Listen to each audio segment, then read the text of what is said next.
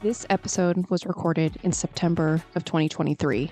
Some personal updates and cultural references may be out of date, but the history hasn't changed, and our humor, as you know, is timeless.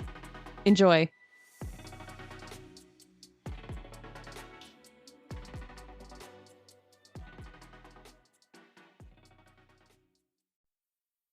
This is #History, episode 131. I'm Rachel. And I'm Leah. Welcome. Oh my God. To season 14 of #History. My God. This is the first time we have recorded together in, I think, 6 months. Yeah, that's exactly what I was going to say. Is it's always a little weird coming back after a break between seasons, but This feels especially odd for us because, as many of you know, we took a very long break. The longest we've ever done. We've ever taken after season 13 because our very own Rachel became a mother. I mean, among other things. I am your mother. You listen to me. Listen to me. Okay, I don't know the rest. Yes, I did. Yeah. I did. Update people? Do I want to talk about it? They slept in their cribs for the first time last night, so I'm going on 3 hours of sleep. Woohoo! Yes, everything's good. They were born in June. So I had twin daughters, for those that don't know, and with twins, it's something like, it's less than 50% of multiple mothers make it to even 35 weeks, and I was able to make it all the way to 38 weeks, which was the longest that our doctor was going to let us go. With twins. So we made it to the due date. That I can't decide which is scarier, like making it to your due date and then knowing like, oh, this is what is happening today. Yeah. Or like, which has more anxiety, is like making it to the day and then like, oh my God, we're doing this thing when you're driving to the hospital. Yeah. Or is it scarier for like your water to break and it's spontaneous and you're like, oh my God, okay, we're doing this today. I feel like that sounds scarier. So yeah. I thought the planner in me would like the route that we took more. I think it's all scary. Because terrifying. Truly, so I had a C-section, and as the anesthesiologist was like talking me through like, here's what we're gonna do, and then we're gonna do this, blah blah blah, I was like, is there a way I cannot? Like, is there a way we cannot do this anymore? I think I've changed my mind. I think I don't want to do any of this. I will say though, it's what they always say is like, the second you see your babies, it was like, oh, totally worth it. Totally worth it. Yeah, they're awesome. They're great. One of them was small, and we knew that all throughout pregnancy, so she was in the NICU for a couple weeks, and that was horrible. Yeah. But she's a fighter, and I say she's a fighter about even the things that are good for her, like sleeping and eating. She fights everything, but she's had to her whole life, so that's why she does what she does. Yeah. But they're both so freaking sweet, and yeah, I mean, that's all there is to say, really, I think. They're precious. They're precious. They really are. They are. Every morning we look at them, we're like, my God, they're just the cutest things we've ever seen. My husband has turned into a total like super mushy. When he like the other day he was looking at one of our girls and he was like, okay, fine, I'll buy you a car, like whatever you want, because she started like smiling and kind of cooing at him. That's their newest thing, and he's just like, whatever you want, I'll buy it right now. Yes. You tell me. He's already started college funds for them. Serious, true story. He started college funds. He probably did that before they were even born. I think that we had them home for about a week. And he started sending out the QR code to family if they wanted to donate to their college funds. Right. So, the important things have been taken care of. Anyway, that's me. Yeah. It's been a roller coaster of the last 6 months. Good and bad. Yeah. And so while Rachel was, dealing with that, becoming a new mother, becoming the most amazing mother I've ever seen. Oh, stop.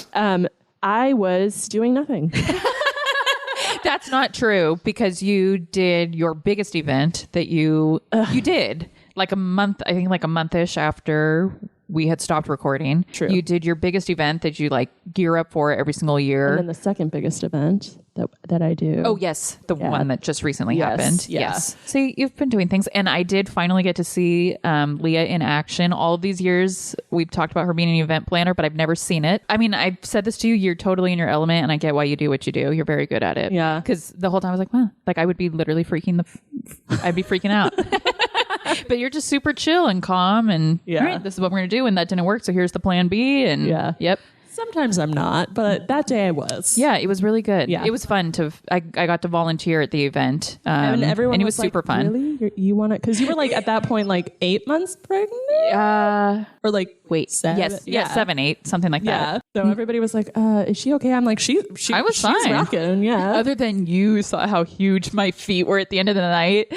My God. But that wasn't anything new. Like, no, they were probably a touch bigger than they would have been had I just laid around at home. But even laying horizontally, my feet were getting that big towards the end. Yeah. So it was good. It was a good distraction for me, and it was cool to see you in action. Yeah. So it was cool having you there. It was fun. Okay. Well, this week to kick off season 14, I decided to do a topic that I've always been like peripherally interested in, but never really knew all that much about. We all know I love World War II history. Yeah. I feel like most of us do. I was just going to say, who doesn't? Like I was thinking about it, and I feel like saying you like World War II history is kind of like saying you like pumpkin spice lattes. Like we all basic. like it, but it does give off a hint of basic bitch energy. Sure. Yeah. Yeah. When you're like, I like history, like what? Well, I mean, World War II, obviously. Yeah, obviously. That's what you mean. Today, we'll be diving into a very specific, very niche portion of World War II history, the Navajo Code Talkers. For those of you unfamiliar with the Navajo Code Talkers, they were a group of over 400 Navajo men recruited by the United States Marine Corps during World War II to create a code for war correspondence based on their very complex native language. So cool. Despite their courage and willingness to utilize their native language for the success of the U.S.'s war effort, their contributions would go almost 30 years without recognition due to the secrecy of the Navajo Code Talker program. Wow, that's cool. Yeah. I can't wait to get into the nitty gritty of this episode, but you know what time it is? Can you tell how excited I am to have a drink? So excited. Okay, let's jump right into it. I'm Rachel. And I'm Leah. And this is #History, the podcast for both history nerds and history haters alike, where we dive into history's greatest stories of controversy, conspiracy, and corruption.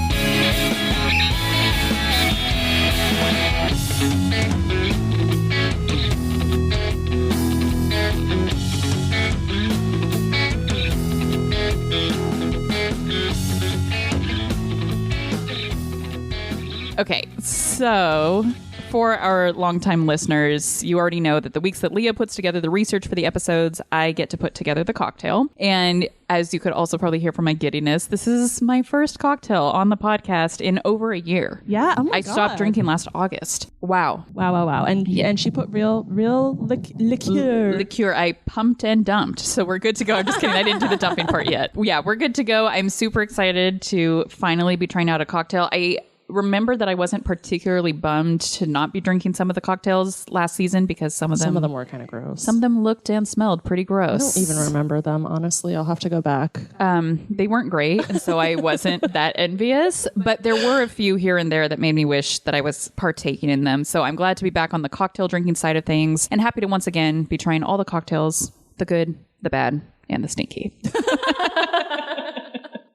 And before we dive into the cocktail, we have to, of course, thank this week's cocktail sponsor, which is the incredible Tux Lurzel from the Beyond Reproach podcast. Love you, Tux. Yes, you all know how much we love them. We talk about them every second that we can. Literally every second. They basically are our co-host without being our co-host. Right, they might as well be. They are also on a bit of a hiatus right now, but they have so much great content to consume that you could dive right into it now, and it would be a while before you caught up to the present. For sure. Tux bought us 3 cocktails, 2 of which we had last season. Along with sponsoring the cocktails, he sent along a note saying, "You guys are seriously the best, and I wish we could buy you some drinks in person, but this is the next best thing." And we completely agree with that. Yeah. We would love to do cocktails any day, you name it. We'll meet somewhere in the middle. Wyoming. I was like, where's Idaho. Yeah, exactly. We'll meet in Idaho. That sounds not great, but let's do it because we would love to do that one of these days. And you too can sponsor a cocktail for this podcast. In fact, as of the date of this recording, we still have 1 spot left for a cocktail sponsorship this season. All you have to do is head to our website at #history-pod.com and click on the support us tab, or you can head to the link in our bio on our Instagram. We are there at #history_podcast. Now, we've talked about this in a few of our previous episodes related to Native American history. We've addressed the issue of alcoholism in Native American cultures, which has ties back to colonial times when Europeans brought along with them strong alcoholic beverages previously unknown to Native Americans. They used these liquors for trade, even intoxicating Native Americans with the liquors during negotiations. Unlike the colonists, Native Americans had not yet built up a tolerance for the liquors, leading to an unhealthy addiction that can still be seen in many Native American cultures to this day. And so obviously because of that, I did not want to put together a cocktail that was like, woohoo, the Navajo cocktail. So what I wanted to do instead was represent World War II just in general. And I did that with a drink that is titled the Suffering Bastard. Wow. Before I dive into the history behind this drink, let me tell you what's in it, and then we'll just try it out. Okay. So the Suffering Bastard cocktail, it has 1 ounce of bourbon, 1 ounce of gin, 1 ounce of lime juice, a dash or several dashes of Angostura bitters. As we do. And 4 ounces of chilled ginger beer. It looks amazing. It smells amazing. Everything about it is, I'm very excited because like bourbon and ginger beer is my favorite. Like, that's my favorite. Yes. I like gin too. So Let's do it. Let's do it. Cheersies. Yes. I am your mother. You listen to me. 10 out of 10? 10 out of 10. Does it just taste like a mule? Yeah. They're a Kentucky mule. Mm-hmm. I don't taste the gin at all. And she put some fancy ass gin in there. I did put very fancy gin in there. You guys know I don't love gin. And so I had a bottle of gin that was sort of a gift. A stolen gift that that just sat in the back of the closet. Gin that I would never purchase because it's like a $40 bottle of gin. Yeah.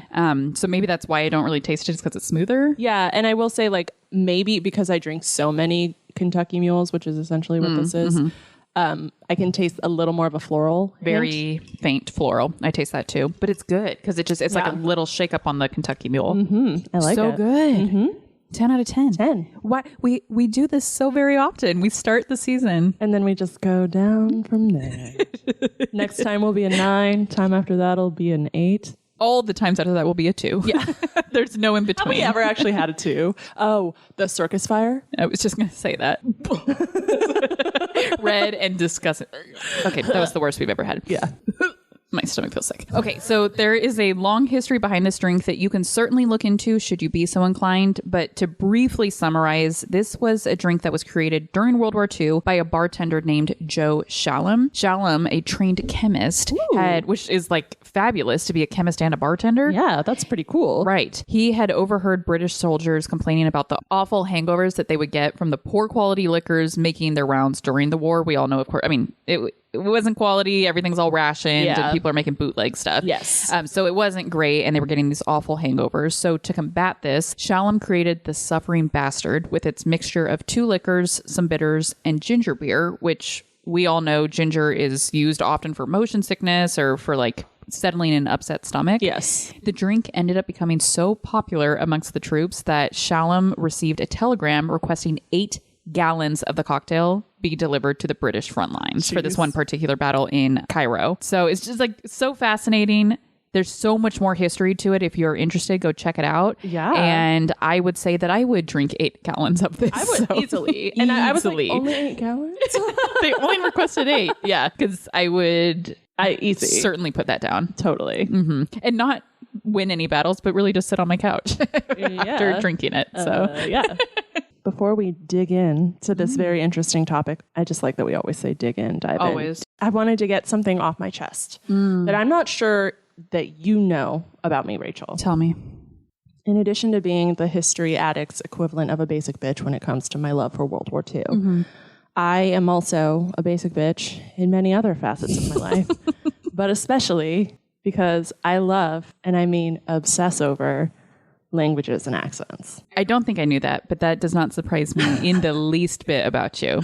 Like, I'm that girl who watches every single Shauma NYC video on YouTube. If you've never heard of him, he like learns languages and then he goes and surprises people by speaking those languages. And he speaks like 12 languages or something crazy. And he learns like totally random weird ones. That's cool. Like he'll just be on a subway and people are talking next to him and he all of a sudden joins the conversation. Yeah. Like, so he actually speaks Chinese fluently. So he'll like go to Chinatown in New York and like speak with them, or he'll go to like Swahili, speak Swahili in Africa to, the native That's cool. people and speak it. And they're like, what the That's cool. Yeah, it's cool. I've actually really enjoyed watching his stuff. Another example, I make whoever is talking to me shut up while standing in line at Disneyland behind a foreign language speaking group so that I can quote unquote eavesdrop on them despite not actually understanding what they're saying. Have I ever done that with you? I don't remember that, but what I was just thinking is it was with you, with that family that was talking for like an hour about their Thanksgiving plans. Oh my gosh. Do you remember? So should we drive, or because if I fly, it's going to take, you know what? No, I'm going to fly. Yeah. Because then I'll have all my luggage with me. If it wasn't and then, with me, you certainly told me about it. Oh my God. It was in the Indiana Jones line and they talked for a straight hour. Yeah, no, that was with me. Okay. You, me, maybe it was might just have you just and been me. us. Yeah, Yes. the time we just went. Uh-huh. Oh my gosh. My God. Yeah. So not a foreign language, but I am familiar with shutting up so we can listen to, eavesdropping certainly. Another example, I'll watch endless videos where dialect experts break down why and how an accent in a specific region developed. Like, for instance, why Appalachians and other isolated speech communities took on severe face-lowering vowel sounds in their speech patterns where their nearby contemporaries did not. That's really nerdy and really cool. I'm weird. I love it. So maybe not basic? I wouldn't say that's basic. Okay, I mean, everybody likes like language and... I mean, I've never done any of those things. I've never done a single one of those things. Okay. Other than the eavesdropping, but only English conversations. Right. Only ones that's you the can ones understand. that I can understand. Right. Okay. No, I don't think you're basic for that, but listeners, you let us know. Yeah, let me know. Am I a basic bitch? Which one of us is the exception? Yeah. Yeah. So while not an expert in really any language, including English, I find language and our use of it to communicate absolutely intriguing, which is why I decided to go with this topic, the Navajo Code Talkers. So before we learn about them, we first have to get a little background on the use of code and code talkers throughout history, specifically as it relates to wars. During wartime, troops and leaders have to communicate back and forth, but as history shows, the enemy is always listening in. Prior to modern day technologies, this was often done by spies or the interception of written messages transported by couriers on horseback. But as the turn of the century rolled around and the Industrial Revolution produced new tools such as the radio, the telegraph, and the telephone, it became easier and easier to intercept messages sent via radio waves. This could be a problem when your message about your forthcoming battle plans are intercepted by your enemy. So as time went on during World War I and eventually World War II, the use of coded messages were implemented. We dive into this topic a bit in episode 67, which is all about Alan Turing and his code cracking machine. I loved that episode. That was a really good one. And then also in episode 71, we kind of touched on it with Operation Mincemeat, where one of my all-time favorite episodes, where the British intelligence purposely used easily breakable codes to trick the Nazis. But for those who aren't avid listeners, to recap, codes over time would be deciphered, either by complex computing machines or by language experts on both sides. In stepped Native Americans during World War I with their comparatively unknown languages. I love this. I just kind of got goosebumps. This is cool. Yeah. The idea of using Native Americans who were fluent in both their traditional tribal language and in English to send secret messages in battle was first put to the test with the Choctaw telephone squads and their counterparts from other Native American tribes during World War I. However, this discovery eventually led Germany and Japan to actually send students to the U.S. after World War I to study several Native American languages and cultures, including Cherokee, Choctaw, and Comanche languages. It's so amazing how World War II is just so massive and so complex that there can be things that you don't know about it. Yeah. Like, this is kind of blowing my mind that this was a thing. Yeah. It's fascinating. This is really, really interesting. Yeah. And this is just, the tip of the iceberg. Yeah, I would say this is the background, right? Yeah. This is amazing. One thing to note about the Cherokee and Choctaw specifically before we move on is that throughout the development of the U.S., they were part of what was often called the, quote, 5 civilized tribes, end quote, which is just gross and I don't even want to dignify or repeat ever again. But basically, this term was used to describe them because they were so open to not only learning and taking on cultural traditions of Europeans who took over their lands, but also very open in sharing their own culture, language, land, and so on. Mm-hmm. This is very different from a lot of other Native American tribes across the western U.S., including the Navajo, which we'll get into. But in short, it made the Cherokee and Choctaw languages more accessible and easier to learn for U.S. enemies. This is just getting even cooler and cooler, that the Navajo were a particular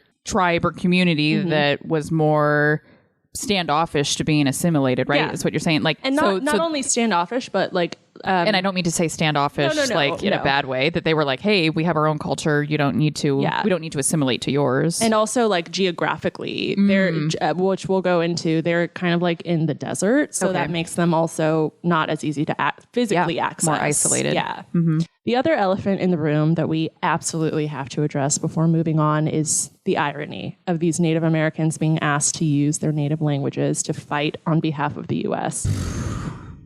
As we discussed in episode 43 on American Indian boarding schools, many of these eventual code talkers had actually been forced to attend government or religious-run boarding schools as they grew up that tried to assimilate them and would actually punish them for speaking in their traditional languages. Yes. I think of more recently how like beneficial it is to be bilingual. Like you get paid more if you're bilingual. But if you jump back even 30 years, like it was looked down upon to speak another language. And so it's so unfortunate, I guess is the word I want, that we've had all of these waves in history of where it is beneficial to speak your native tongue and when it is not beneficial. Yeah. I'm glad we're in a wave where it does seem to be more accepted. Definitely. Obviously, I know that's not everywhere and by everyone, but I do think generally. And the privilege of being California girls is probably part of it. Totally. Is that here it is so beneficial to be bilingual. Like you get paid more at jobs to be bilingual because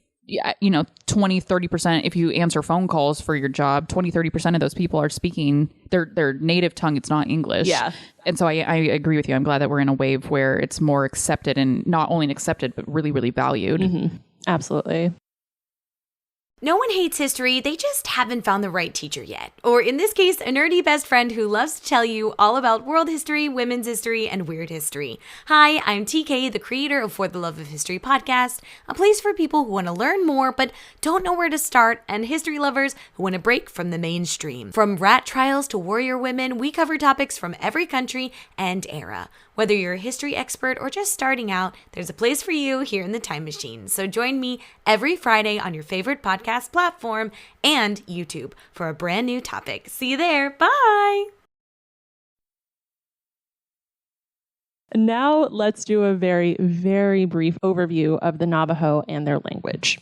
The Navajo, or Diné, meaning the people, are a Native American people of the southwestern United States whose ancestral lands occupy Arizona, New Mexico, and a bit of Utah. Their ancestors actually migrated from northwestern Canada and eastern Alaska around 1400 Common Era, along with the Apache Nation.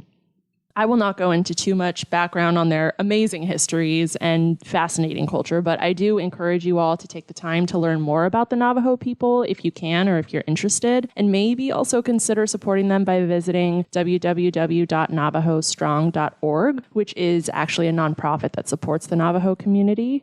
I love that. We're going to put that on our Instagram too. Totally. Yeah. I love that. Now, I'm going to dive a bit deeper into the Navajo language, so buckle that seatbelt because it's going to be a bumpy ride.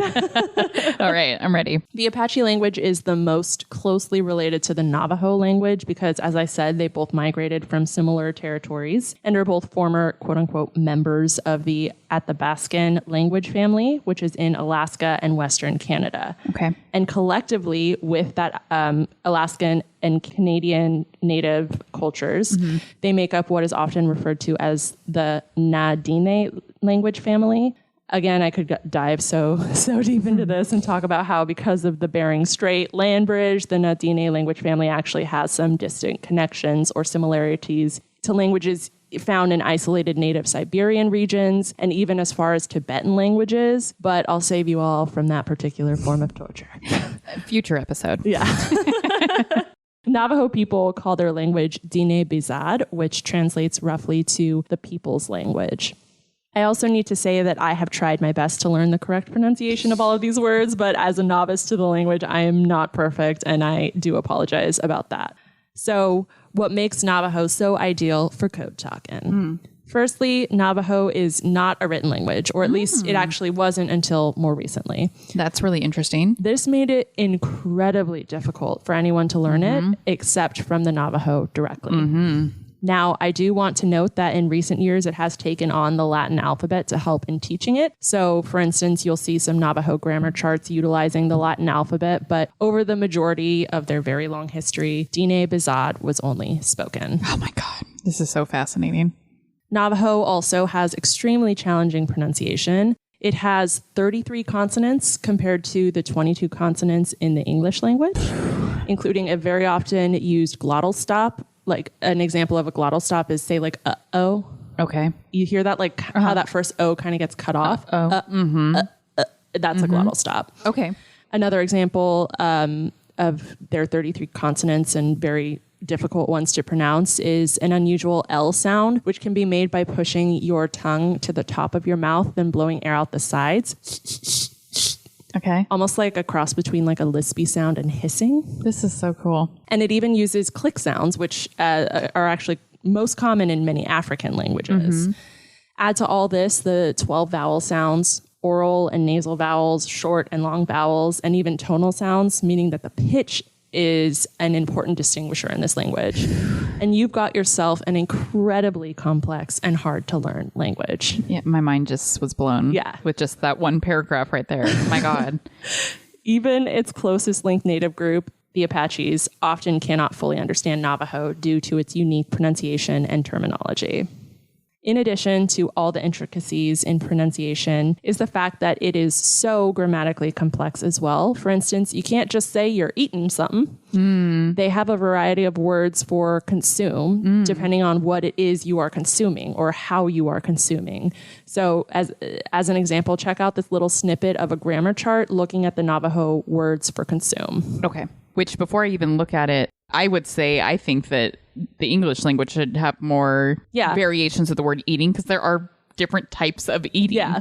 Okay, so let's see. There's a lot here. Yeah, I mean, basically, it's just there's a lot. There's a lot, yeah. I'm sure that's what the point was in showing this. But yeah, there's different variations of how you're consuming something. If you're chewing on something that's hard, if you're chewing on meat, if you're chewing on something that's mushy, there's a plural tense for consuming. Drinking, that's different too. Drinking from an open container, you're gulping. You're drinking from an open container, you're drinking from a closed container. This is wow. And these are like the words here, they're all completely different words. They're completely different. They're not variations of the same word or sound. Right. They're entirely different. Wow. Yeah. People that have learned this language that were not grown up, like did not grow up in the culture and were spoken the language is amazing. Honestly, yeah. I don't know how people do it. Wow. I mean, I think it's hard enough to learn another language, much less one that has 14 different words for essentially the same thing. Yeah. And that Shalma NYC YouTube guy that I talked about, he learned Navajo and he went to their land, their, one of their towns. And he was like, he learns languages for a living, and he was like, this is by far the hardest thing I've ever done in my life. Yes, I would imagine. Yeah. If there are, when I say 14, maybe that's about how many were on there. Yeah. It was a dozen or more. Yeah. Variations of the same action. Yeah. That's wild. Yeah. So very often in Navajo, things most languages categorize as nouns are actually categorized as verbs. It's not about what a thing is, but what it does. Okay. So for an example, something like an army tank is described in a sentence, caterpillar tractor with a cannon on it, instead of named. Okay. Yeah. Okay. I'm sorry. My brain exploded for a second and the pieces are like slowly being put back together. Slowly. Did you see how slowly the brain was working? But I get it. Okay. Yeah. So it's so funny. There was some examples in my research where I would look, I was watching a lot of videos on this because I wanted to hear the language. Yeah. And a lot of them were it's not, this is just, I'm pulling this out of my ass. This isn't an actual example, but it was like, it's not a water glass, it's a blah blah blah blah blah blah blah blah blah blah blah blah blah. Sure. Like it was it's like a container by which you drink out a container by which you drink water out of on a daily basis. Like it was not ridiculous, cool. Yeah. Crazy. Yeah, very different from the English language. Yeah. Finally, the Navajo were fairly isolated, as I mentioned, both geographically and culturally. Not only are they located in the middle of the Arizona and New Mexico desert, but they had very little social or cultural connections to anyone outside of the reservation at the time of World War I and II. This meant none of the Axis powers, let alone even people in the United States, had ever even discovered, let alone learned Navajo. Wow. One estimate actually indicates that less than 30 non-Navajos could understand the language at the outbreak of World War II. 30 total. Worldwide. Wow. Mr. Worldwide. There were several very cool videos I watched that went further into the intricacies of the language, which I will link for you all in the show notes if anyone cares. But better than hearing me butcher this really cool language, I thought it would just be cool and most beneficial for us to listen to just a very short snippet of a Navajo speaker. Okay, this is actually, I'm really, really excited to do this because this is one of those people that learn by doing or by hearing. Yeah. And so this whole time you've been talking, I'm like, that's fascinating. I can't imagine it. Yeah. So this is the Navajo president. At least he was the president 10 years ago. I don't know if he still is. I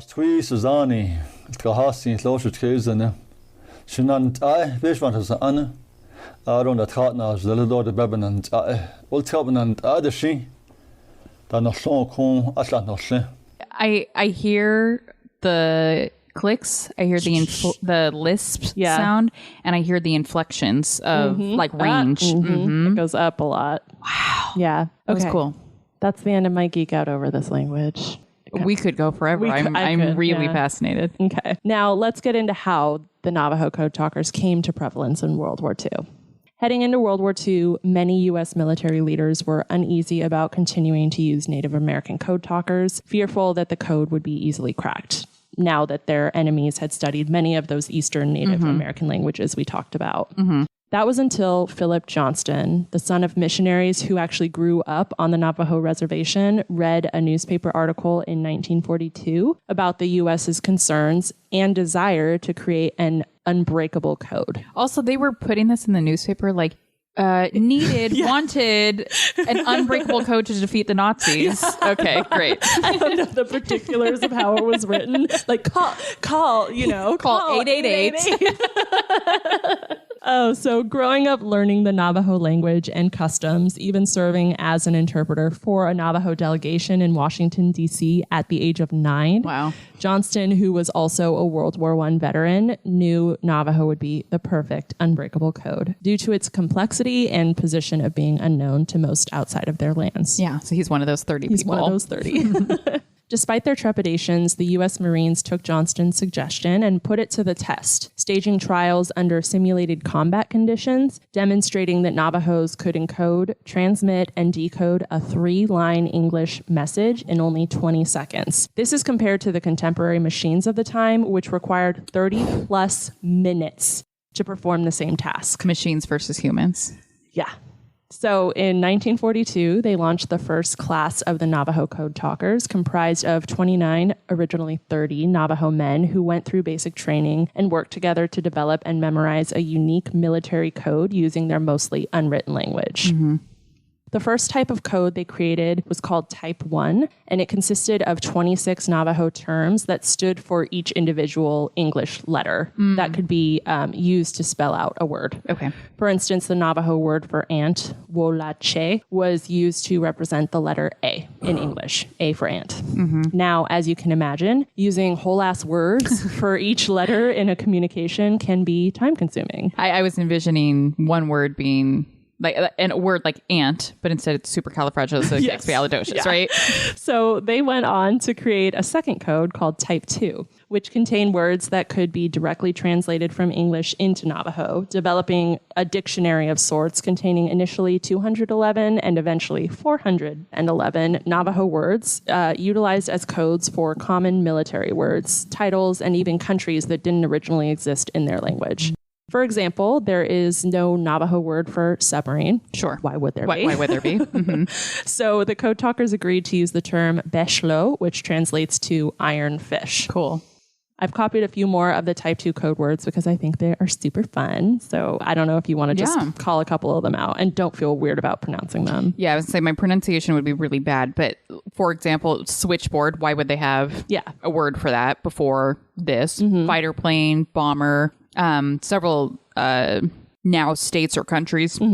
Alaska, America, Australia, Germany, Philippines. Why would they have language or words for that in their language? So this is super cool because it's even more complicated or like even more unbreakable because already people don't know the language. But in addition to that, they're creating new words based off of that language. Totally. Like there's no way to break that. Yeah. And I just wanted to pull a couple, one of these out that I love. Like, for instance, the word for Australia was the Navajo word or like sentence that means rolled hat. Because Australians would wear a rolled hat. Okay. Or like a fighter plane, they called it a hummingbird. Or like a dive bomber was a chicken hawk. So they used like things that were familiar to them to create new words. So learning some of the codes and translations they used brings to the forefront of my mind one very shocking thing, which was that these volunteers, coming from a somewhat isolated reservation and sheltered from many aspects of modern warfare, had never even seen a tank, for example, before. I know this is true for many soldiers, especially during World War I, who were coming face to face with new weapons of war. But I have to imagine the culture shock of going from a somewhat sheltered reservation life to action on the battlefield in a historically gruesome war had to be unimaginable for these very brave men. Oh, and when I say men, I mean in many cases boys, because a very large portion of the Navajo Code Talkers recruited for World War II were underaged or just barely over 18. They got paid for it, I'm sure. I'm sure they did. I'm sure they did, but like probably not. Pennies, yeah. Wow. So I have a couple images just for us to discuss. Yes. Children. They're young, right? And it's just an image of them on the radio talking. Yeah, it certainly looked like their surrounding is warfare, right? Like they're in the trench, not in the trenches. Not literally in the trenches, figuratively in the trenches. Yeah. Out there like decoding stuff or writing code. Yeah. And here's another picture. Similarly, that is a child. That is an actual child. I would put him maybe around the age of 10. Yeah. Speaking on a radio in, I assume, Navajo Code. I am blown away at how young he looks. Yeah. And he's in like uniform serving the U.S. military. Yeah. Over the course of World War II, over 400 Navajo men served and were certified as Navajo Code Talkers, with at least 80 Navajo Code Talkers serving in each division of the U.S. Marine Corps at one time. Wow. Once a Navajo Code Talker completed their training, they were sent to a Marine unit in the Pacific Theater with the primary purpose of transmitting information on tactics and troop movement orders and other vital battlefield communications over telephone and radio. So they served exclusively in the Pacific. There were no Navajo Code Talkers in, like Europe or anything. They also were trained to use different radio equipment, make repairs in the field, and run telephone lines, all in addition to regular Marine duties. So their code talking was just extra. They're Marines. Yes. And they're children. And children. They are children. They often worked in pairs, obviously, with one on the front line and the other behind the lines at command outposts, communicating over radio or telephone. For obvious reasons, there were not code manuals. Sure. These guys had to memorize everything. In addition to all of the other things they're doing as Marines. Yeah.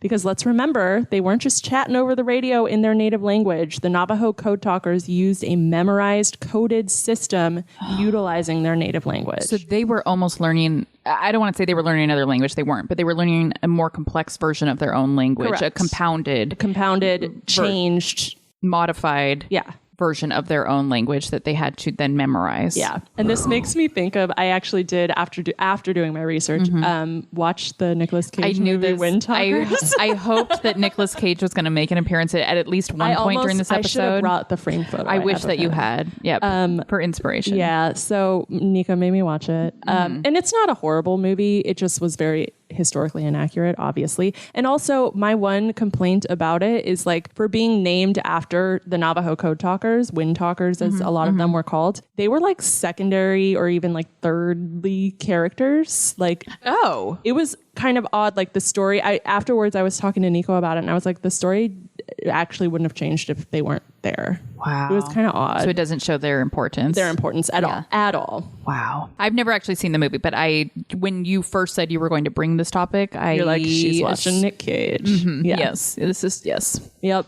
So the program did have to overcome some hurdles and criticisms during its tenure, the biggest one being the difference in Navajo dialect. So it turns out, just like most languages, the Navajo recruits didn't all use the exact same terminology or accents and dialects. Sure. They were also trained across several recruiting periods, with some terms and codes actually changing over time. So one code talker who was trained in the first batch of recruits might have used the Navajo word for ant in place of the letter A, where a later recruit used the Navajo word for apple. Sure. So that could get confusing. Definitely. But despite these obstacles and some criticism about the program, praise for their skill, speed, and accuracy accrued throughout the war. For example, at Iwo Jima, Major Howard Connor, a 5th Marine Division signal officer, said, quote, "Were it not for the Navajos, the Marines would never have taken Iwo Jima." And we don't know about them. Or I didn't know about them. No, you don't hear about them. But everyone knows Iwo Jima. If you know anything about World War II. Yeah. Even if you don't know anything really about World War II, you know the iconic photograph that comes from Iwo Jima. Yes. You don't know that this is how they got there. Yeah. Wow. So that officer, Connor, had 6 Navajo Code Talkers working around the clock during the first 2 days of the Battle of Iwo Jima, who received and sent over 800 messages, and all of them without error. I'm so glad I'm learning about this. Yeah. This is so cool. Now, to really nail down how the Navajo Code was utilized, because it's kind of, we say, oh yeah, they used words for whatever. Sure. I wanted an example. So I dug into a specific transmission that took place during the Battle of Iwo Jima, and it helped make things clearer to me as to why and how their code was so special. And I promise I won't go into like a detailed battle talk here, but in short, a Navajo Code Talker who was part of a company of Marines that was under attack and pinned down in their foxhole transmitted the code in Navajo: sheep, eyes, nose, deer, destroyer, T, mouse, turkey, onion, sick horse, 362 bear. Okay. The whole time I was like, okay, let me try to interpret this. Yeah. Nope. Okay. And another code talker who was at the command post on the beach wrote it down and deciphered it to say, send DTM, meaning demolition team, to Hill 362B. The transmission and deciphering of the message took 20 seconds for the Navajo Code Talkers, and the Marine Company was quickly saved. Had it taken the usual 30 plus minutes of deciphering for other coded messages, they would not have survived. Isn't that crazy? It's so crazy. And not only how quickly they were able to interpret messages without error, send and interpret messages, but also it is in my opinion, just looking at this, an unbreakable code. Like, not only would the alternatives have taken longer, but they also potentially could have been broken. Yeah. So cool. Throughout the course of World War II, the Navajo codes were never broken. The Japanese, who were exceptionally skilled at code breaking, remained completely baffled by the Navajo language, because the code wasn't just hard to break for non-native speakers. At one point in time, even a Navajo soldier who was not part of the Code Talker program was actually taken prisoner in Bataan and forced by the Japanese to translate the messages. And he would later go on to say, I never figured out what you guys were saying when speaking to a Navajo code breaker. Even their own people didn't know what the they were talking about. Wow. I'm sure for him, he could pick up like 1 out of every 10 words or something. And like, yep, that sounds familiar, but there was this compounded, modified word. Like, he probably could understand what words they were saying, but he doesn't know that ant stands for, or like, hummingbird means fighter plane. Yeah, how would he know that? He wasn't trained in that. Despite their heroic contributions during the war, Navajo Code Talkers were told that they had to keep their work secret. Due to the inherent value in the system they helped create and establish, the U.S. military decided to keep the program classified in case the Code Talkers were needed again in the future. Okay. I mean, yes. Yeah. But then that also means that people go without credit. And so they came home to the U.S. and the Navajo people with little fanfare and with very few actually knowing the extent of their contributions to the war. Of course. Eventually, in 1968, so like 30 years later, World War II Code Talker program was declassified. But despite this, national recognition of the program and the contributions the Navajo made to the war effort was really slow. While there was some recognition in the 70s through the 80s, it wasn't until 1992 that 35 Navajo Code Talkers attended the dedication of the Navajo Code Talker exhibit at the Pentagon. And in 2001, that the Congressional Gold Medals were given to the surviving Navajo Code Talkers and other Native American Code Talkers for their contributions. And even those acknowledgments are certainly not enough because, again, I am a huge history buff. We all love World War II history. I didn't know about this, with the exception of the Nicolas Cage movie, and that even you said, having watched it, if the Navajo Codebreakers hadn't even been a part of it, it wouldn't have mattered. Yeah, it really devalues what they did. Yeah. And I think that movie came out in 2002, like the year after that Congressional Gold Medals were given out. So I really feel like it was like they had a war movie with Nicolas Cage and then they were like, let's throw this in for clout or something. Yeah, even though the movie is quite literally titled Wind Talkers. So I absolutely loved digging into this topic because it kind of drew on several of our previous episodes, as I highlighted throughout the episode, and was such a cool way to link all these different facets of history together.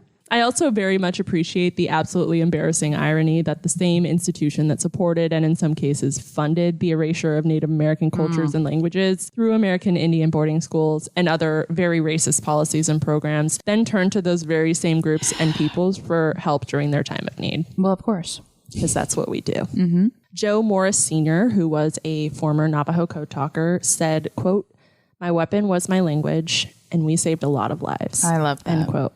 But what was most moving to me during my research was that despite being forced into boarding schools and punished for speaking their own language as children, most of the Navajo men who would go on to volunteer for the war effort did so willingly and with absolute love and loyalty to the U.S. and their people. That's really moving, especially in addition to that, their contributions still for many being unknown to this day. Yeah. Like not only were they assisting, but they were assisting in a way that would never go recognized or never receive credit.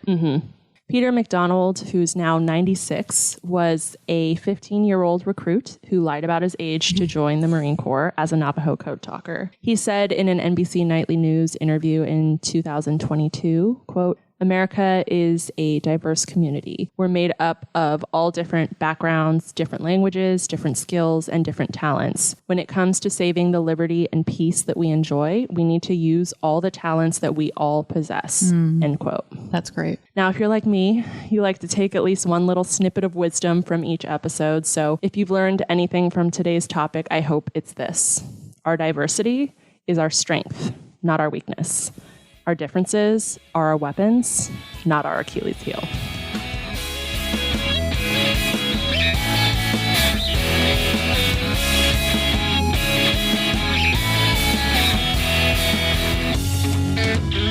Thank you all so much for listening to this episode of Hashtag History. We will share the pictures that we discussed in this episode to our Instagram, and then all sources used to put together this episode can be found on our website at hashtaghistory-pod.com. Check us out on social media. You can find us most active on Instagram at #history_podcast. Subscribe to us on whatever podcast platform you use. Share about us with your family and friends, and then give us a rate and review. And if you would like, you can come join us over on Patreon, where for as little as $1 a month, you can help support our books and booze supply, get access to some behind-the-scenes content, and automatic 15% off all merchandise, and we mail you cards and stickers. Sure do. We do. All right, thank you. Thanks. Bye.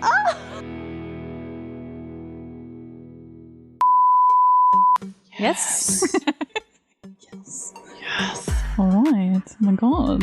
Okay. Oh, it's me that I forget that I start even the ones that you do. Yeah. I am a mother. Wait, that's not the word. I am your mother.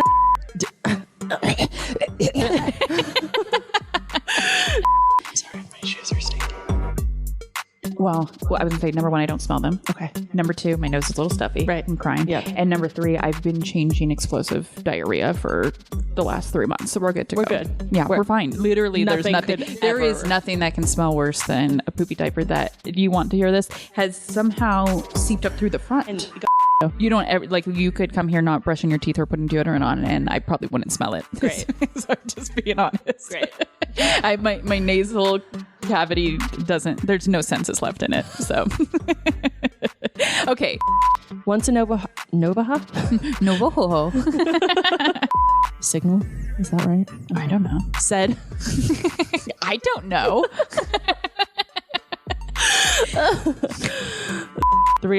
Oh my God. Windbreakers, which is another name for them. Wow. Wind talkers. Not windbreakers. So all I talk about now is fart and poop. Yeah. So. Windbreakers. I'm sorry. Okay. Continue.